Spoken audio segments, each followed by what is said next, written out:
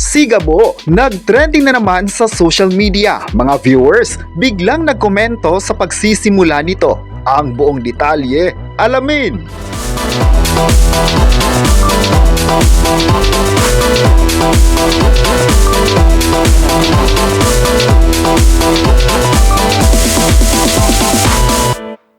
Ngayong May 29, 2026, trending naman ngayong oras ang sigabo ni Coco Martin.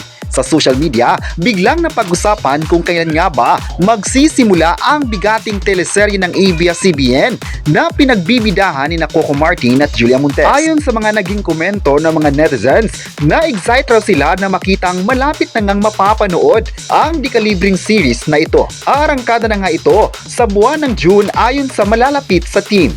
Handang-handa na nga ang buong team ng Sigabo na magpapa-inspire sa mga viewers matapos ang ilang buwan na pamamahinga. Marami agad ang nagsabing hindi talaga binigo ni Coco Martin ang mga viewers na naghintay ng matagal.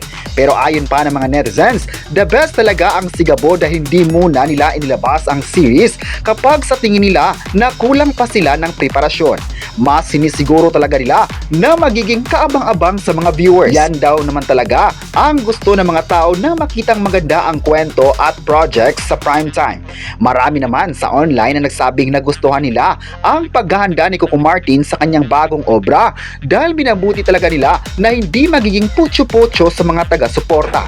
Kahit noon pa naman ay ipinakita na talaga ng actor at direktor kung gaano siya kapassionated sa kanyang ginagawa. Ang gusto lang naman niya na maipakita sa lahat ang kanyang talento sa paggawa ng series. At sa kanyang series ay maipakita niya ang kwento na puno ng inspirasyon. At sa balitang mapapanood na ito sa buwan ng June ay mas lalong napatrending na sabing series sa ilang social media places. Puro positibo talaga ang komento ng mga tao dahil na-excite sila sa another na pasabog ni Coco sa lahat ng mga kapamilya. Ayon pa ng mga netizens, ang pagsisimula ng series na ito ay paniguradong trending naman sa kanilang unang episode. May nagsabi naman na grabe talaga ang expectations ng mga tao sa bagong series na ito at sinabing abangan talaga nila sa buwan ng June. May nagsabi naman na sana mamimaintain ng Sigabo ang galing nila sa pagkwento para consistent ang panunood ng tao sa nasabing series.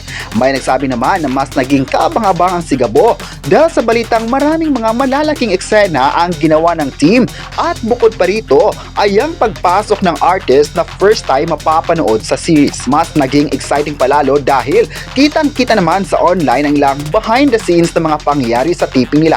At dito nga ay kitang-kita kung gaano ka-intense ang bawat eksena at may isang eksena dito na parang nagkasama sina Coco Martin at Julia Montes na para bang magkakilala na.